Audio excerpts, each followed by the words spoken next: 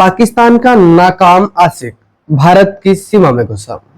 हम आपको बता दें कि पाकिस्तान का मोहम्मद आशिक, जो कि एक अपनी रमजान के महीने में जान जो है वो नहीं लेना चाहता था, आत्महत्या नहीं करना चाहता था, क्योंकि उस पाक महीने में वो आत्महत्या करने से डर रहा था, वो इस पाप से डर रहा था। तो उन्होंने हौसला बनाया और उन्होंने सोचा कि मैं सीमा पार करूंगा और मुझे भारत के जो जवान हैं यानी कि फौजी हैं, वो मिलिट्री वाले जो हैं वो गोलियों से भून देंगे। मैं आपको बता दूं, शबनम के साथ बैठा आशिक, मोहम्मद आशिक और शबनम दोनों बातचीत कर रहे होते हैं और शबनम उसको बताती है कि देखिए, मेरे घर वाले बिल्कुल साथ नहीं दे रहे हैं और मेरे घर वालों ने 1 हफ्ते के बाद मेरा निकाह कर देना है। आप अपने घर वालों को मना लीजिए, अपने अम्मी अब्बू को मना लीजिए, किसी तरह मना लीजिए। तो मोहम्मद आशिक कहता है कि अपने घर वाले ही जब प्यार के दुश्मन हो तो लोगों को क्या मनाएं। तो वो कहती है कि मैंने अपनी पूरी कोशिश कर ली और अपनी मम्मी ही नहीं, अपने पापा ही नहीं, मैंने अपनी खाला और अपनी बुआ को भी बताया, लेकिन सबकी तरफ से वही जवाब मिला है जो आपको मिला है। तो इस तरह प्यार की बात दोनों कर रहे थे। तो इतने में ही आसिफ जो है वो शबनम से कहने लगता है कि सुनिए, हम लोग अपनी नई दुनिया बसाते हैं और हम भाग चलते हैं। तो शबनम पूरी बात सुनने से पहले ही उसकी बात को काटते हुए कहती है कि आपको घर से भाग जाना आसान लगता है, आप पागल हैं, आपको ये अच्छा लग रहा है, ऐसा नहीं हो सकता। मैं घर से नहीं भाग सकती और मेरे घर वालों ने 1 हफ्ते में मेरा निकाह कर देना है, 7 दिन में निकाह कर देना है। तो आपको अगर हो सके तो मना लीजिए और नहीं तो फिर ये हमारी कोई आखिरी मुलाकात होगी। और वो खुदा हाफिज कहती है और वो जहाँ बैठे थे वहां से एक पल में उठकर चली जाती है। मैं आपको बता दूं, आशिफ जो है कि वो पाकिस्तान के कसूर जिले के गांव जो है जल्लोक का है और जल्लोक में उनका जो परिवार है वो रहता है। उनके पिता का नाम खलील है।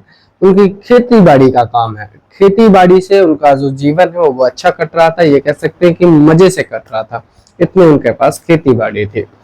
और ये कहानी शुरू होती है कि उनका एक भाई है, उनको नौता आता है, शादी में जाते हैं और शादी में जाने के बाद मोहम्मद आशिक की मुलाकात शबनम से होती है। जैसे ही वो शबनम को देखता है तो एक पल भर में उसे प्यार कर बैठता है और प्यार करने के बाद अब वो उसके करीब जाना चाहता है।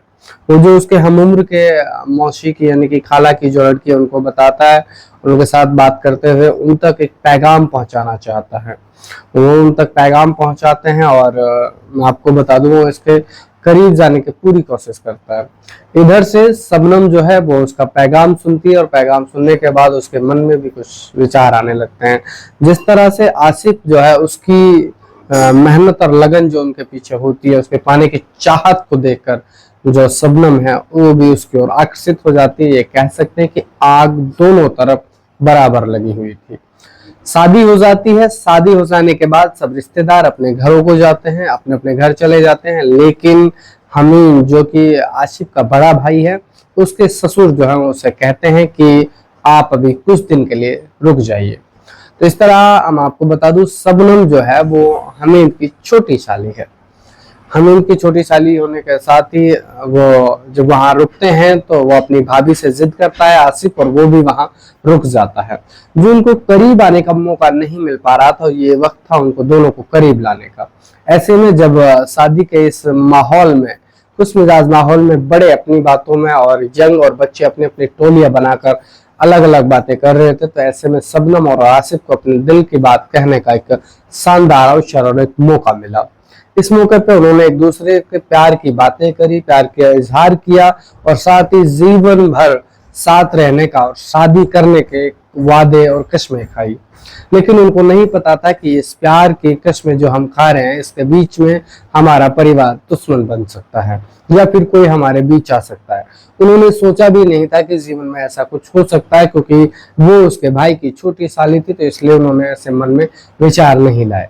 लेकिन इसी तरह प्यार चलता रहा और इसके बारे में जैसे ही शबनम के पिता को इस बारे में पता लगता है तो मानो शबनम पे पहाड़ टूट गया हो। मुसीबतों के इस पहाड़ को शबनम ने झेला और उसी के साथ जो है हामिद जो है उसकी और इस मामले को लेकर आसिफ के जो भाई हामिद है उनके ससुर से झड़प हो जाती है, और झड़प होने के बाद हामिद अपनी बीवी के कहते हैं, अपनी पत्नी से कहते हैं कि वो सख्त कहते हैं कि आप अपने माता पिता को भूल जाइए, उनसे हमारा कोई रिश्ता नहीं है, और वो वहां से चले आते हैं। ऐसे में हामिद का जो प्यार का परवाना था वो अभी आसमान तक चढ़ा भी नहीं था, यूं कहें कि अभी शुरुआत भी नहीं हुई थी, इतने तो उसका दी एंड हो गया। 7 दिन बाद उनके निकाह की तैयारी कर दी गई, और उसके बाद जब वक्त गुजरता है तो लगभग जिस दिन शादी होनी रहती है तो आसिफ उसके घर की ओर देखता है, उसकी घर की ओर वो चमचमाती हुई लाइटें, जगमगाती लाइटें और लाउड स्पीकर पर बज रहे पंजाबी गाने, मानो कि वो आसिफ को सुनाए जा रहे हैं, मानो कि जैसे शबनम चीख चीख कर ये कह रही है कि आसिफ मैं तुमको छोड़कर जा रही हूँ, मैं तुम्हें हमेशा हमेशा के लिए छोड़कर जा रही हूँ। मानो कि शबनम एक ही बात कह रही हो कि आसिफ मैं तुम्हारी दुनिया से बिल्कुल अलग जा रही हूँ, दूसरों की बाहों में जा रही हूँ, या दूसरे के घर में जा रही हूँ। तो इस तरह की आवाजें वो सोच रहा था। वो कहीं एक अंधेरे में बैठ जाता, और बैठते हुए इन आवाजों से वो अपने इस दर्द को छुपाना चाहता है। वो उस अंधेरे में बैठ के अपने दर्द को बिल्कुल किसी को दिखाना नहीं चाहता, लेकिन वो आवाजें जो थी वो उसका पीछा नहीं छोड़ देती। तो आसिफ एक सांस लेता है, उठता है, और फिर उसके बाद वो चलने लगता है, मानो वो इन आवाजों से परेशान हो गया है, और परेशान होकर वो अपने जीवन से मुक्ति पाना चाहता है। लेकिन उनके पैरों में बिजली की तरह एक चमक और जो उनकी तेजी थी वो उनको भगाए लेके चल रहे थे। आसिफ उठता है, चलता है, बैठता है और चलता है, चल पड़ता है, वो रुकता नहीं है। तो आसिफ ऐसे चलते चलते लगभग जब उसकी आंखें खुलती हैं और वो एक बार फिर बैठता है, फिर उसको नींद आने लगती है, लेकिन वो बैठ जाता है, और बैठने के बाद फिर ऊपर को मुंह करके रोने लगता है, मानो कि खुदा से बहुत सारी शिकायतें कर रहा हो, और साथ ही इतनी तेज तेज रोता है कि जो उसके अंदर जहरीले आंसू थे वो सारे निकल जाते हैं। जैसे ही वो जहरीले आंसू निकल जाते हैं तो उसके बाद आशिफ जो है वो शबनम की यादें समेटता है, शबनम की यादों के साथ फिर वो आगे बढ़ता है। इतने में लगभग सुबह के 5 बज गए थे। वो आंखें खोल कर देखता है कि इधर लगभग उसको सीमा जो है, भारत पाक की सीमा वो नजर आने लगती है। जब भारत पाक की सीमा नजर आने लगती है तो वो उसको और जल्दी मापता है, और वहां सोचता है कि मेरी मंजिल यही है। वो भारत पाक की सीमा पे पहुंच जाता है, और वहां देखता है कि वहां आधुनिक हथियार ले पुलिस बल जो है, सुरक्षा कर्मी जो है वो वहां तैनात है। सुरक्षा कर्मी तैनात देखकर वो आगे बढ़ता है, और जैसे ही वो भारत की सीमा के करीब पहुंचता है, और मैं आपको बता दूं सबसे पहले तो वो सीमा को क्रॉस करता है पाकिस्तान की। जब वो पाकिस्तान की सीमा क्रॉस करना चाहता है तो तभी उसको हिदायत दी जाती है कि आप आगे ना बढ़े, और अगर आप आगे बढ़ोगे तो गोलियों से भून दिया जाएगा। आसिफ किसी की बात को नहीं सुनता है, और वो अल्लाह अकबर कहते हुए आगे बढ़ता है। जैसे ही वो आगे बढ़ता है तो भारत की सीमा में प्रवेश करता है, तो जो सुरक्षा कर्मी है वो उसको बंदी बना लेते हैं, यानी कि उसको पकड़ लेते हैं। उसके बाद उसकी चेकिंग की जाती है। चेकिंग करने के बाद पता चलता है कि वो जो है अपने दिल का, कहते हैं कि हारा हुआ जारी जिस तरह अपने दिल को खोल के रख देता है, उसी तरह आसिफ ने भी अपने उस नाकाम प्यार की कहानी को सुरक्षा कर्मी और पुलिस बल के सामने बताया।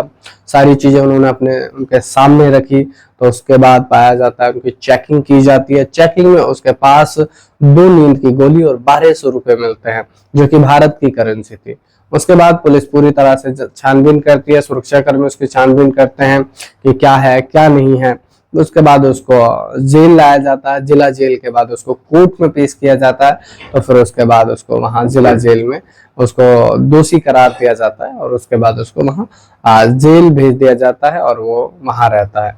देखिए, ये थी एक सच्ची घटना, जो कि एक पाकिस्तान का जो यूं कहें कि आशिक, जिसने अपने जीवन को खत्म करना, अपने जीवन की लीला को समाप्त करने के लिए आत्महत्या को ना सही उन्होंने गोलियों को चुना। लेकिन उन्होंने सोचा, उन्होंने बताया कि मैं चाहता था कि मैं ये जानता था कि अगर मैं पाक की सीमा को क्रॉस करके भारत की सीमा में एंट्री करूंगा तो मिलिट्री के लोग मुझे गोलियों से भून देंगे।